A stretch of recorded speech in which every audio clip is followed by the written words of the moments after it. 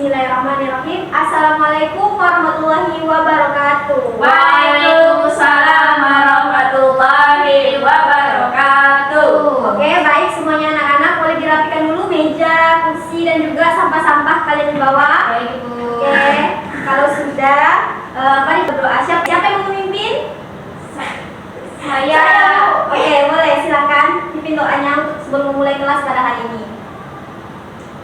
Baik, sebelum kita memulai kelas pada pagi hari ini, marilah kita bersama-sama berdoa. Berdoa dimulai.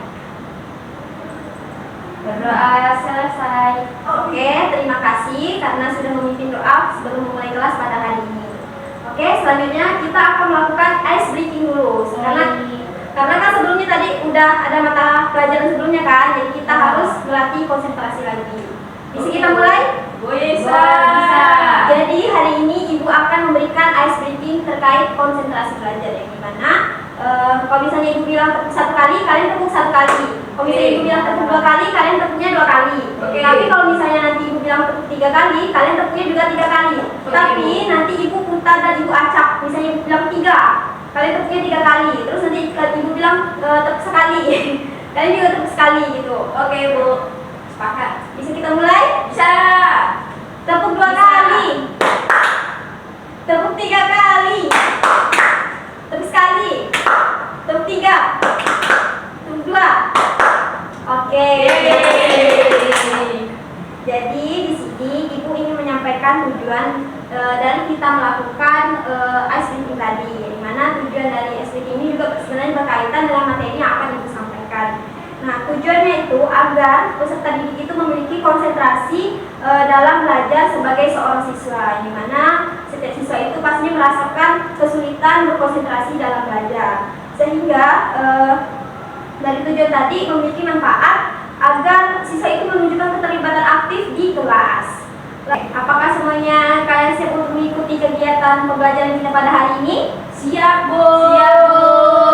Oke, jika kalau siap, Ibu akan menjelaskan dulu komponen dari kegiatan pembelajaran kita pada hari ini, yaitu adalah komponen layanan dasar, yang dimana dengan bidang layanan pribadi sosial, dimana dari bidang pribadi sosial tadi dengan fungsi layanan sebagai pemahaman dan pengembangan pada peserta didik. Lalu tujuannya akan ada beberapa poin dari tujuan layanan ini. Yang pertama adalah memahami pengertian dan pentingnya konsentrasi belajar. Lalu yang kedua, mengidentifikasi faktor apa saja yang sering mengganggu konsentrasi belajar. Terus yang ketiga, analisis masalah nyata pada konsentrasi belajar. Yang keempat, menentukan solusi yang tepat bagi siswa yang mengalami konsentrasi belajar. Terus yang terakhir adalah menunjukkan keberhasilan aktif pada siswa untuk bisa meningkatkan konsentrasi dalam belajar di kelas. Oke, Bu. Pernahkah kalian merasakan kesulitan dalam belajar, salah satunya dari konsentrasi belajar? Nah, oke. Jika pernah, maka dari ini kita akan membahas terkait gambar yang akan ditunjukkan. Apakah kalian melihat gambar apa ini? lihat gambar orang pusing. Gambar orang pusing, capek belajar, tidak konsentrasi, Ya. sibuk sendiri, nyembunyiin barang kawannya, Bu. Ya. Saya, Bu. Kamu, bukan aku. Ya, oke. Jadi ini yang dimaksud dengan fokus dan konsentrasi belajar. Oke, langsung saja di sini Ibu akan menampilkan materi terkait pengertian konsentrasi belajar. Yang dimana dengan subtopik tadi kita akan membahas subbab pertama, yakni pengertiannya. Di sini menurut anak-anak apa itu konsentrasi belajar? Konsentrasi belajar itu kemampuan seorang anak yang dimana dia bisa fokus. Ya, benar. Jadi konsentrasi belajar ini merupakan kemampuan seseorang untuk memusatkan perhatiannya, mengarahkan pikirannya, dan juga mengabaikan gangguan-gangguan yang muncul pada saat belajar. Terutama ini dipahami, terutama ini berdampak pada kegiatan belajar yang berkelanjutan. Dan mengapa konsentrasi itu penting? Apa sih manfaatnya? Nah, di selanjutnya Ibu akan menunjukkan bahwa manfaat dari konsentrasi belajar itu ada dua. Yang pertama adalah terhadap proses belajar dan juga terhadap hasil belajar. Jika dilihat dari sudut pandang proses belajar, yang pertama adalah siswa itu lebih merasa mudah memahami materi memiliki fokus utama yang cukup pada proses belajarnya, dia akan lebih mudah memahami setiap materi dan poin-poin yang telah disampaikan oleh guru, oleh tenaga pengajar lainnya. Terus yang kedua, tidak cepat bosan. Dan ini juga berkaitan pada proses belajar. Nah, banyak anak-anak itu menggunakan berbagai macam cara untuk mereka bisa cepat belajarnya. Bisa menggunakan auditory, visual, dan lain-lainnya. Dan yang ketiga, lebih aktif dan terlibat di kelas, sehingga siswa yang dalam proses belajar yang memahami konsentrasi belajar itu mereka lebih bisa aktif dan terlibat dalam kegiatan diskusi di dalam kelas. Terus kedua, terhadap hasil belajar, yang dimana dari hasil konsentrasi belajar itu menentukan nilai dari siswa tersebut, sehingga jika siswa itu merasakan konsentrasi belajar yang lebih baik, maka mereka akan memiliki nilai yang lebih optimal. Lalu yang kedua, tugasnya akan selesai cepat tepat waktu, yang dimana mereka disiplin dalam mengerjakan tugas. Yang ketiga, kesalahan belajar berkurang. Jadi mereka tuh bisa meminimalisir permasalahan yang mereka hadapi itu dengan memahami, mengevaluasi dirinya dengan kesalahan apa yang kurang dari proses belajar tadi. Itu dampaknya. Lalu selanjutnya, terdapat faktor penghambat. Nah, di sini faktor penghambat ini ada dua, faktor internal dan juga eksternal. Nah, faktor internal itu adalah faktor yang berasal dari dalam diri seorang siswa. Lalu faktor eksternal adalah faktor yang berada dari luar diri siswa tersebut. Nah, apa sih faktor dari dalam luar diri siswa itu? Nah, kalau dari luar diri itu, misalnya kondisi kelas yang tidak nyaman, misalnya suara kelas itu ribut, bising, dan tidak nyaman lah pokoknya. Nah, itu termasuk dari faktor eksternal, yang mana dari luar dari luar siswa tersebut. Terus yang kedua, ada teman nih yang mengganggu fokus teman lainnya sehingga dia ngajak ngobrol. Nah, itu juga termasuk dari faktor eksternal. Lalu yang ketiga, penggunaan HP saat belajar. Nah, di sini siapa yang suka membawa HP? Cima, Fani. Nah, sebenarnya penggunaan HP saat belajar itu juga bisa merubah konsentrasi belajar siswa itu, yang mananya jadi fokus menjadi tidak fokus. Jadi mereka tidak bisa menentukan bagaimana pembelajaran itu dilakukan secara baik. Nah, lalu keempat, metode pembelajaran yang monoton. Jadi terkadang siswa itu merasa bosan karena cara belajar ataupun penyampaian guru saat menjelaskan di depan kelas. Nah, itu sebenarnya juga mempengaruhi eksternal dari konsentrasi belajar tadi. Terus yang kelima, lingkungan belajar yang tidak nyaman. Misalnya ada di sekitar sekolah kita ini merasakan kurang enak karena ada ribut di halaman. Nah, itu juga mengganggu konsentrasi belajar kalian. Lalu kalau dari faktor internal, yaitu berasal dari dalam diri, yaitu seperti seorang siswa itu merasa kurang tidur, ya karena penyebabnya apa?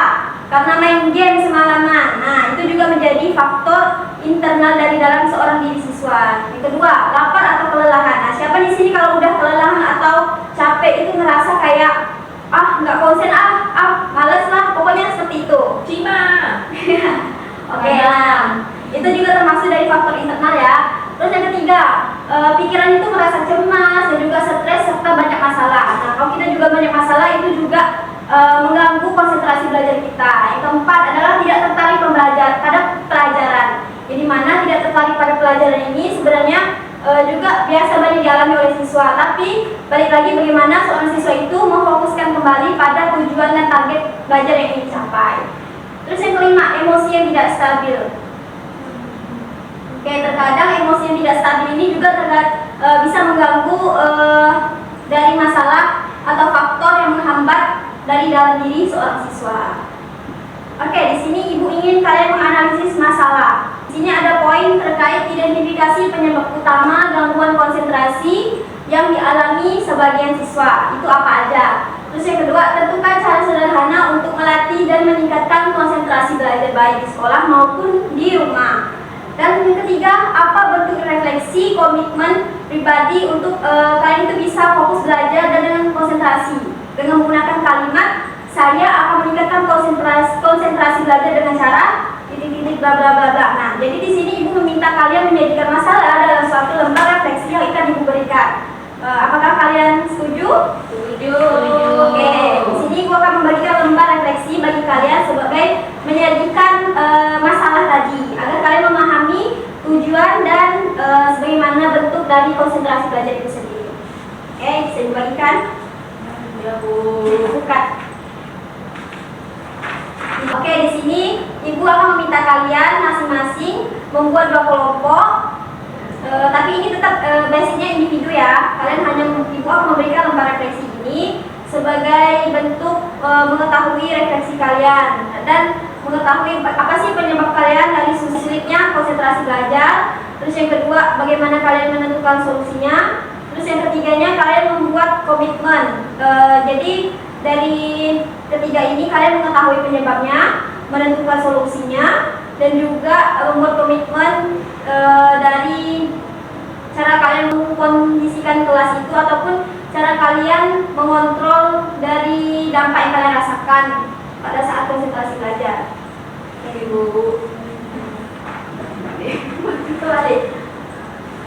Oke, ada udah yang bisa mengusulkan jawaban dari refleksi kalian? Saya, Bu.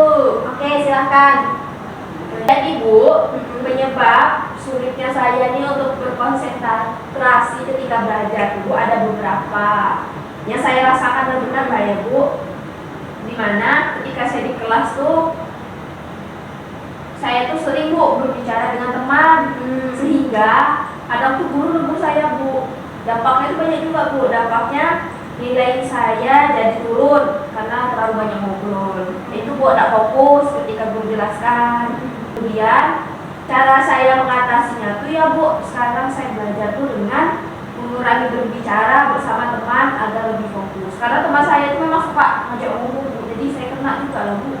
Oke, jadi komitmen kamu terhadap konsentrasi belajar tadi adalah kamu untuk mengurangi berbicara dengan teman ya? Ya, benar. Oke, boleh teman kelompok satunya? Oh iya, kalau saya, Bu,